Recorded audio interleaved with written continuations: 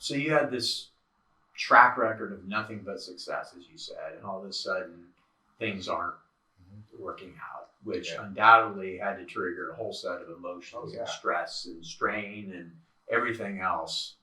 Can you talk to us about if you can remember what that felt like? You remember, huh? So there's one like it was yesterday incident in particular that Dave and I were trying to figure out how we were going to make payroll for like $30,000 in about 3 hours, and we'd already exhausted. He put in personal money, I put in personal money, and we all kinds of that kind of stuff, and then you have to go down in front of the Monday staff, the team's there, and we can't let them feel what we're feeling. So you got to act like everything's great. All right, we're gonna have a great week, and inside you're going, holy crap. Well, my thing that sticks out for me was we had a bunch of people telling us maybe you should consider reorganization, right?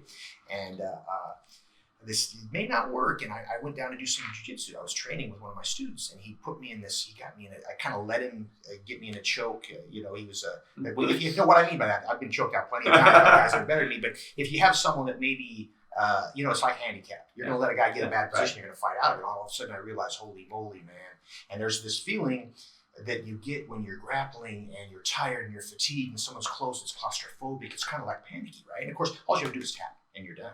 But I remember thinking, holy moly, man, this is pretty intense. I might have to tap. But there was a guy watching us. And so what that meant was if I passed out, I'd be okay. He could stop the match, right? Mm-hmm. And so I remember thinking, I could tap right now, but I don't have to.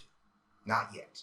I will if I have to. And so I relaxed my neck and I managed to fight out of it. And when I got done, the metaphor hit me with our business, we could tap out if we wanted to, but we don't have to, not yet. Let's fight through this. And of course, that was his mindset all along.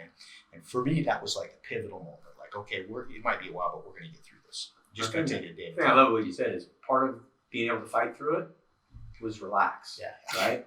And get your head about you again, as opposed because most people, if you're in that high stress, high anxiety time, that is not when you're thinking your clearest. That's certainly not when you're most creative. Yeah.